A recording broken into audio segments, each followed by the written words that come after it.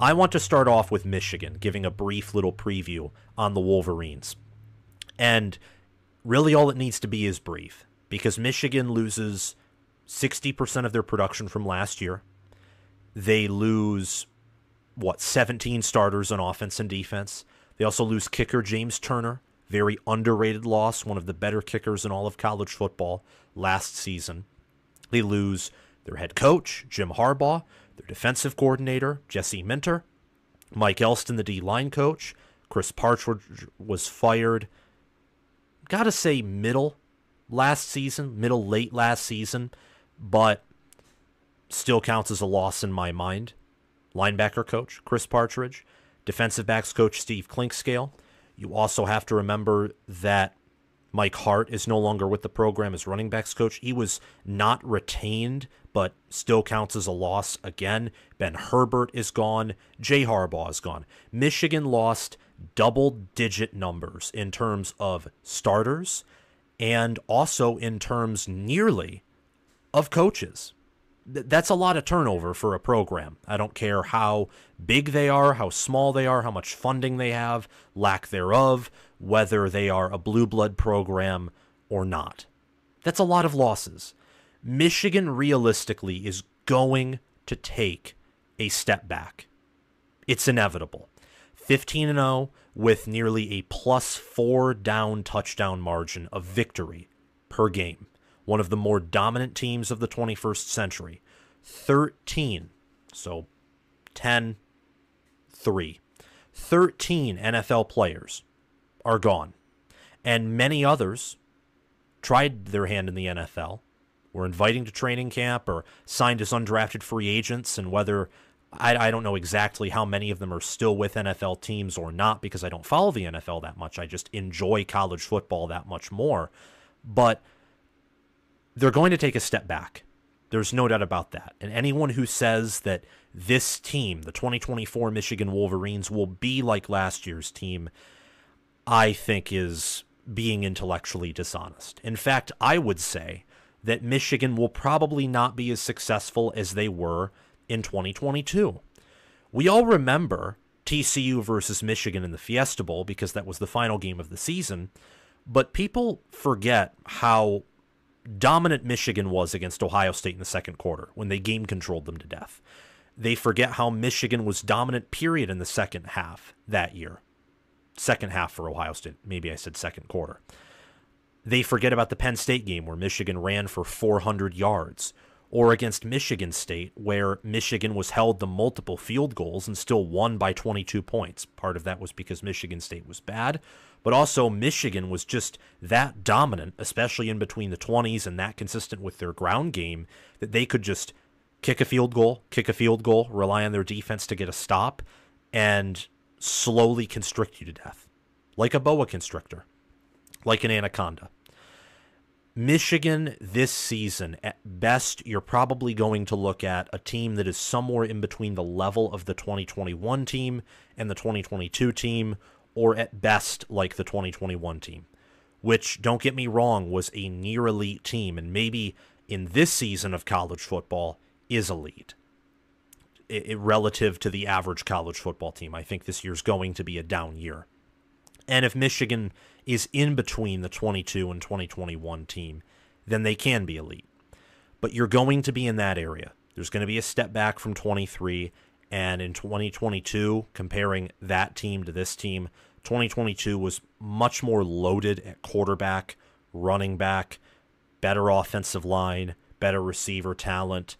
Tight end probably would be similar, but I'd lean 2022 Michigan a bit. They were better everywhere on offense than this team was. And defensively, I would take... It's hard to say. 2022 probably had depth at better positions, but this 2024 Michigan defense looks to be loaded just on the depth chart alone. I mean, Michigan brings back Mason Graham, Kenneth Grant on the interior. They have Josiah Stewart and Derek Moore back, along with rotational defensive tackle Rayshawn Benny. Those are all great players, and Kenneth Grant and Mason Graham are projected to be first-round picks in the 2025 NFL Draft. Same with cornerback Will Johnson, who's back with the program. Ernest Hausman is an incoming transfer from Nebraska, came in 2023, was in the rotation and played in all 15 of Michigan's games in 2023, and he's looking to be a starter and have a breakout season in 2024. Jayshawn Barham comes in from Maryland. He's projected to start at middle linebacker for the Wolverines, was a freshman All-American in 2022, he's had a handful of sacks each season. He should be a big-time contributor. And then Makari Page and Quentin Johnson are very experienced safeties in a room that, with Rod Moore being injured, needs someone to step up in. And Michigan's recruited well on defense on top of that. So Michigan should have one of the best defenses in all of college football this season, but the offense has a plethora of questions. You have Colston Loveland back at tight end, Donovan Edwards returning at running back. And as for known contributors and starters, that's about it.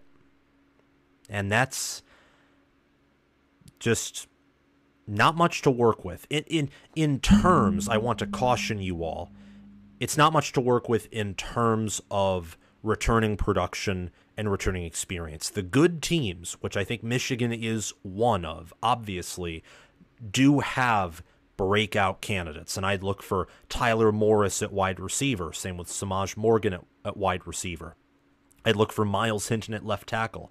Heck, the entire offensive line. Greg Crippen at center, Josh Preby at left guard, Giovanni El-Hadi at right guard, Andrew Gentry at right tackle, Marlon Klein, second tight end spot along with Colston Loveland, Alex Orji at quarterback, and Max Bredeson's been with the program for a while, and he's still here as a reliable blocker, traditionally in the fullback position, can also be a tight end blocking in that unit. Michigan's roster's good, and Michigan does return, as I've already said, players from last year who contributed heavily, particularly on defense, but also offense. Colston Loveland had 649 receiving yards and 4 receiving touchdowns. Edwards had 497 rushing yards, averaged 4.2 yards per carry, and had 5 rushing touchdowns, but had over 100 rushing yards alone against Washington, where he had kind of a breakout game. And on defense, Josiah Stewart had 5.5 sacks, Derek Moore had 5, Kenneth Grant had 3.5, Mason Graham had 3. Grant also had 4 passes defended, an interception, and a fumble recovery. Mason Graham had a pass defended and a forced fumble and a fumble recovery. Derek Moore and Josiah Stewart each had 2 passes defended and over 30 total tackles. And Will Johnson, he had a pick 6, 4 picks overall, 4 passes deflected, and nearly 30 total tackles. So, yes, Michigan will take a step back, but Michigan is also a team that has a highly potent, high-octane roster. And with Wink Martindale as the team's new defensive coordinator, Sharon Moore hired him and brought him in and made him one of the highest-paid DCs in all of college football. He's blitz-heavy. He's the architect of Michigan's 4-2-5 Ravens-style defense, which Mike McDonald and Jesse Minter commanded.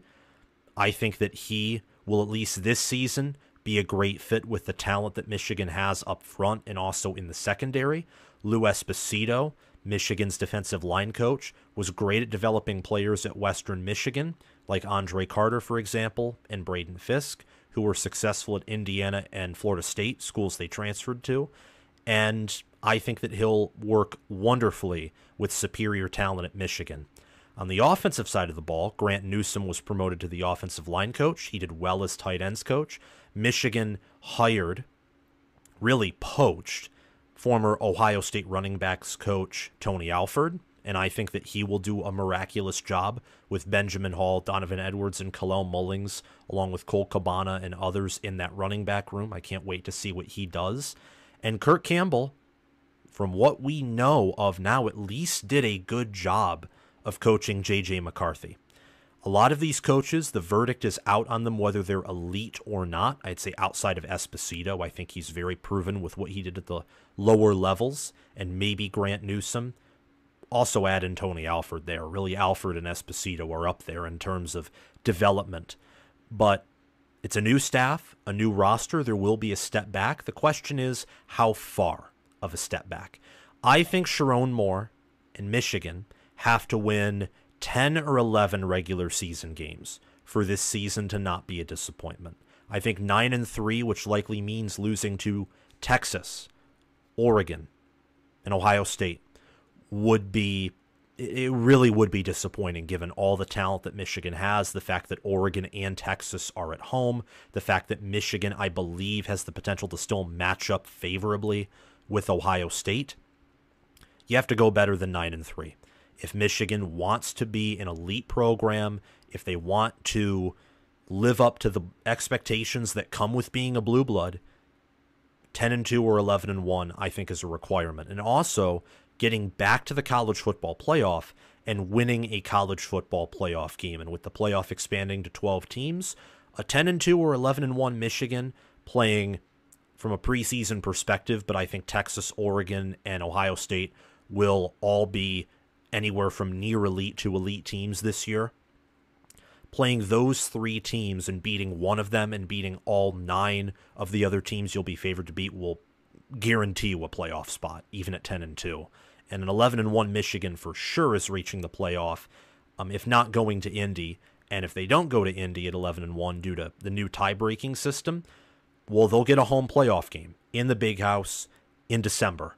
And they're probably winning that game, being that Michigan is not only at home, but also built to play in cold weather. So I think 10 or 11 regular season wins, really just double-digit regular season wins, and at least a playoff victory is what Sharon Moore needs to do to have a successful season. If Sharon Moore doesn't want to be in the conversation of not being Michigan's guy, and I know that, for a new coach, hot seat talk is kind of lunacy, but don't go 7-5, don't go 6-6. I would say even don't go 8-4. 9-3 is a disappointment, but not a failure in my mind. 8-4 or anything worse, I'd begin to think of the word failure. And that's not good, given that I personally think Sharon Moore is the guy, given that he helped resurrect Michigan's offense. But that's just my opinion. That isn't much more than an opinion, because he's only managed 4 of Michigan's games. Really only been the head coach on the sidelines in 4 games in his career with one of the best teams of the 21st century. So we'll have to wait and see with how he does and how the Michigan Wolverines do this year, as with every team. But I think Michigan will be a top 10 team for sure, and I'd lean towards saying also a top 8 team, top 6, even top 5. And I said top 8 because the top 8 teams in the college football playoff, and most of them will be the top 8 teams in college football outside of the Big 12 and maybe ACC champion, those teams will get either a bye or they'll get home field advantage in the first round, and that's very critical. For Ohio State returns 15 starters, and they bring back nearly 70% of their production. They bring back their head coach, their defensive coordinator. They brought in Chip Kelly as the offensive coordinator. You know who they got rid of him to make that spot available? Because you only have a limited amount of coaches that you can hire. Now analysts can technically be coaches, but that rule was made after Chip Kelly was hired. And I don't know, and I really don't think coaching staffs were expecting that rule change from the NCAA. Ohio State removed Parker Fleming. That's heresy. I shouldn't have mixed up those names. They got rid of Parker Fleming to make room for Chip Kelly. And just ignore the name mix-up. Those two names should not be mixed up, because Parker Fleming was a dud and Phil Parker is a GOAT, the number 1 defensive coordinator in the country. That I genuinely apologize for.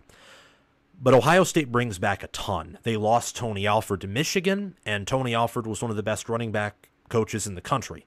But then they brought in Carlos Loughlin from Oregon, who's also done a phenomenal job and was one of the few coaches where you could replace Tony Alford with Loughlin and not have a major drop-off, if any type of drop-off. And honestly, given Ohio State's recruiting at the running back position. Lachlan may even be an upgrade and probably is at recruiting. We'll just have to see developmentally if he is or isn't. But they retained Justin Fry, obviously Brian Hartline, Ryan Day is back, Jim Knowles is back, James Laurinaitis was promoted to the linebackers coach, Larry Johnson is back, Tim Walton is back, Perry Alanya was fired, and he had someone replace him almost immediately. Alanya was fired, I think, due to lack of recruiting success, but he's one of the best coaches in the country developmentally. In fact, this is me speaking from a Michigan fan perspective. Why didn't Michigan go after him? I mean, he's phenomenal developmentally, and just pair him with a good recruiter in the secondary spot. And that'd be wonderful. I mean, I think any school would do well to have a coach like him on the sidelines, and their secondary would immediately be one of the better secondaries in the country. Just look at what he did with Josh Proctor and with Lathan Ransom and with a safety unit that was like a crippling weakness of Ohio State in 2022. And he was there in 2022, but you got to give coaches more than a year to get settled in and to do things and to work their system, to coach their players, and boom, safety was a strength. So was corner with Tim Walton. This is one of the best staffs in the country. It was last year, too. It was one of the best teams in the country. They beat Michigan in Ann Arbor. They go on to win it all. The only team that could have stopped Ohio State last year outside of Michigan was probably, I'm going to be careful how I phrase this, definitely Georgia. Alabama had the better defense than Georgia, and at the end of the year had a similar run game, so I'd actually favor Alabama to get the job done over Ohio State more than Georgia, just solely due to matchups and the fact that I think Saban's a better game day coach than Kirby Smart, even with his final few seasons staff, which were awful. And Penn State, if they just ran the ball against Ohio State, or didn't, had a better head coach than James Franklin or a better offensive coordinator than Mike Yurcich, they had the roster to do it. Washington and Oregon, I just don't think they had the defensive integrity to slow down Ohio State's offense, which with a while to prepare under Day, remember that Peach Bowl and how they almost beat Georgia. If they beat Michigan, I'm telling you, they win it all. And they return a majority of that team, switch out Kyle McCord and bring in Will Howard, who is not as accurate of a passer as Kyle McCord and could actually be an inferior passer, but he has much better movement, much better athleticism. He is the superior scrambler. He can scramble. Kyle McCord could not scramble. And with an offensive line that is shaky in some spots, especially when you look at it that way, having a scrambling quarterback is that much more important. Compare Cade McNamara and J.J. McCarthy, for example. J.J. McCarthy is the quarterback who you would want infinitely more if you had a weak offensive line. Because if you have a weak offensive line, well, then McNamara just gets sacked. He can't really do anything.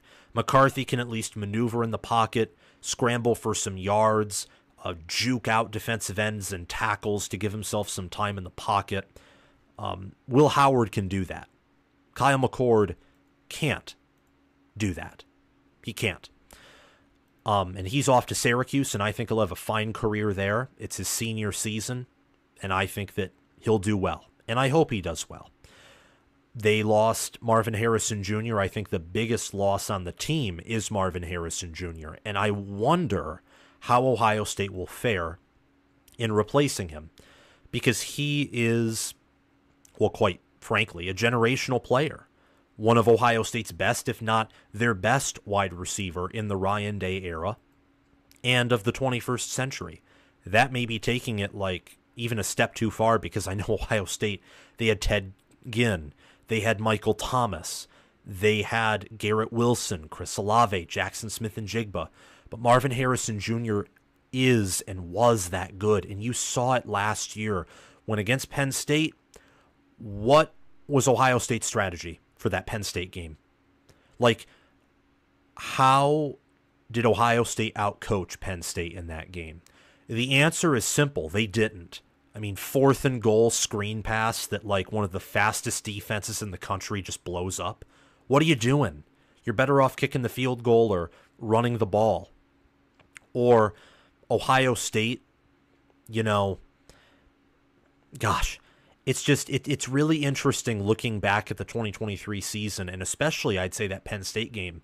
And Marvin Harrison Jr., in truth, was the difference. And initially, I kind of thought to myself, no, there's more to it than that. And there is. Ryan Day's a much better head coach than James Franklin. But you take Marvin Harrison Jr. out of that game, in addition to the fact that Henderson didn't play and Ibuka didn't play.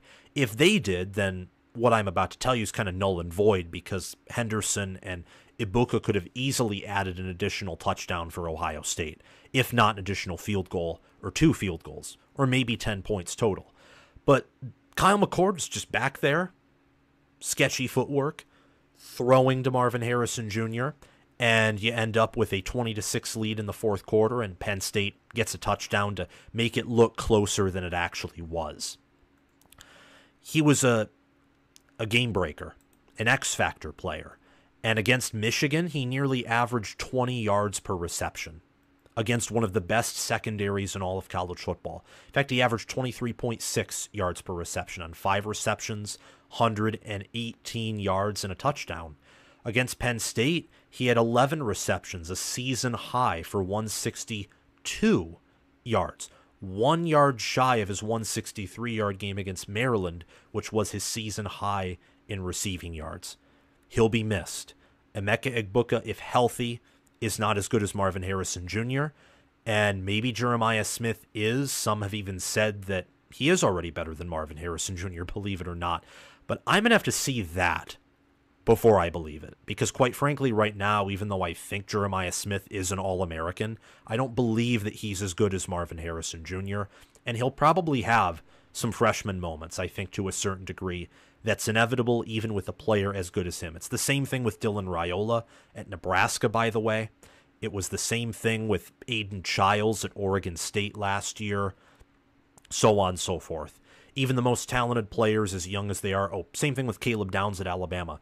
They do have moments where you see, oh yeah, they're young, they've only been in college football for a year, but Jeremiah Smith is a huge addition as a freshman. Quinshon Judkins is a massive addition at running back to pair with Travion Henderson, easily the best running back duo in the country. Ohio State returns 4 starting offensive linemen. On defense, it's the same damn thing as Michigan. They bring back 2 defensive tackles who will be in the NFL, Tyleik Williams and Ty Hamilton. JT Tuimoloau and Jack Sawyer are back. Sonny Styles transitioned to linebacker and already was built like a linebacker last year, so it fits. Denzel Burke, Davison Igbinosun at corner, they're back. Lathan Ransom and Caleb Downs at safety, they're back. Caleb Downs transferred in, but last year he played at Alabama and was one of the best players in all of college football. And Jordan Hancock, his name will be known this season. He is a future NFL corner, no different than Denzel Burke. And behind them, you have Jermaine Matthews Jr., who played good time as a true freshman last year and was very impressive. He's a very impressive man in what he did. I think in that Penn State game, there was a game where Denzel Burke was out and Jermaine Matthews Jr. just straight up played, and he balled out in that game, was rated fairly high per Pro Football Focus. He had a pick 6 last year, 3 passes defended, 13 total tackles. He played significant playing time against Penn State, Michigan State, Rutgers, Purdue, Western Kentucky, and Youngstown State. Looked like in that October to November slate where Ohio State did have some injuries and they were trying to get healthy. I think consciously for the Michigan game, which was a wise decision. He got a ton of playing time, and he was elite. He was great. Ohio State is one of the best cornerback rooms and safety rooms in all of college football. I look on offense, and I wonder what Chip Kelly will do. He'll improve the offense. The question is how much and in what specific ways. Travion Henderson ran for 926 yards last year and 5.9 yards per carry and 11 touchdowns, for example. I wonder if Henderson, even with him splitting carries with Quinshon Judkins, remember that Chip Trainum, Mayan Williams, and a little bit of Dallin Hayden and Evan Pryor and even Xavier Johnson and even Devin Brown got carries. I wonder that even if he splits time with Judkins, especially with the additional games that Ohio State could play in, can Henderson cross 1,500 yards, average around 6 yards per carry like he did last year, and heck, maybe even get like close to 15 rushing touchdowns? A Chip Kelly offense, especially if the offensive line improves, and a passing unit that's still going to be threatening, could produce those numbers for a player as good as TreVeyon Henderson. On defense, Ohio State's pass rush has struggled at times, but Jack Sawyer and JT Tuimoloau combined for 11.5 sacks last year. Tyleik Williams had 3. There's a very good chance that if Jim Knowles just gets a tad more aggressive on defense, their defense was very conservative last year, that you could see the Buckeyes put up over 40 sacks. They had 28 last year. I think they had like 6 against Missouri. It was a very impressive performance in that bowl game by the defense. The offense just didn't come up. They came up very short-handed. And I'm excited to see the pass rush, the defense as a whole, the offense for sure. Compared to last season, I don't think it's a given, actually, that Ohio State gets better. But I think it's a given that they won't be worse. I hope that makes sense. There's a chance that Will Howard is worse at passing the football than McCord, and that combined with a drop-off in the wide receiver room and at tight end, G. Scott Jr., Will Kaczmarek, Jelani Thurman, all respect in the world to them, they're not Cade Stover. So the passing offense could take a decent step back, especially a pretty sizable step back, if Will Howard throws the amount of interceptions and is as accurate as he was last year at Kansas State. And that could offset the gains made in the ground game and on the offensive line. If there are gains made on the offensive line, certainly in the ground game there will be. On the offensive line, I kind of have to wait and see, given that they had a ton of talent to work with last year, and not much came of it until the Michigan game. And even then, it was really only for a drive where Ohio State's offensive line looked like it was capable of playing a physical brand of football. And it was a very impressive one. And by physical, I mean in running the ball. I think they did a respectable job of pass protection for Kyle McCord in that game. And then, on defense, losing Tommy Eichenberg and Steel Chambers and Josh Proctor, those were older leaders, and the linebacker is the quarterback of the defense. And Cody Simon, I know, is a leader. I know that he has already stepped up in a variety of ways. He's just named one of the team captains for Ohio State. But what about Sonny Styles and what about CJ Hicks? What do they bring? And when you have a defense as good as last year's Ohio State defense, there's always a chance that for whatever reason, whether it's an injury or whether it is, I don't know, just maybe an additional busted play or 2 or 3, you could end up having a similar or worse defense, even when you return as much as you do. I mean, that's kind of the thing with Michigan's defense, and they return a lot less. Is Michigan could have a defense close to last year's. They could. It could also be significantly worse. It could have a more severe drop-off than expected when you look at returning production and other things, just because of the nature of 1, 2, 3, or 4 plays that can change everything, like the 2022 Ohio State-Michigan game. If Ohio State doesn't allow those big plays or only allows half of them, I mean, with the 22-point lead, maybe Michigan still ends up winning, but the defense would probably be looked at differently, especially if Ohio State wins that game. Same with the Georgia game. If Lathan Ransom doesn't trip and Arian Smith doesn't take it to the house, or other things happen, like the secondary doesn't drop multiple Stetson Bennett interceptions. They only caught 1, but there were more bad balls that Stetson Bennett threw. Well, maybe Ohio State's defense is looked upon as the unit that halted one of the best offenses in the country, that is Todd Monken's Georgia offense. and then they go on to win the national championship. So defense, I think in particular, of course, there's the offense, and of course, there's the fact that small plays can affect the perception of offense and defense. But a few things change, and everything's looked at differently. But I think Ohio State will be a little bit better than they were last year. I think that overall the improvements on defense, I think Jim Knowles will be more aggressive this season. The offensive line and running back room will improve.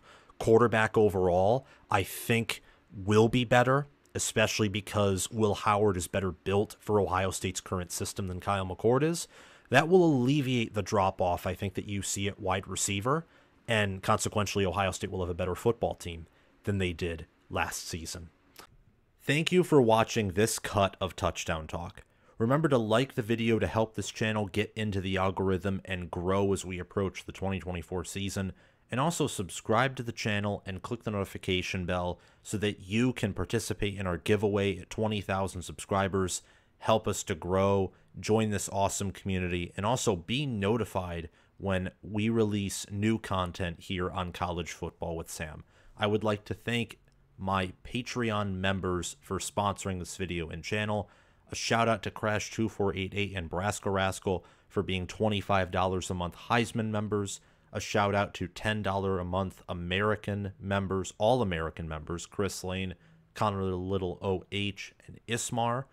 And a shout out to $5 all conference members, John Lynn, Roaming Gnome, Matthew Sale, Austin Christmas, and Janisha Cockrell. Have a great day, guys, and we will see you soon. Bye.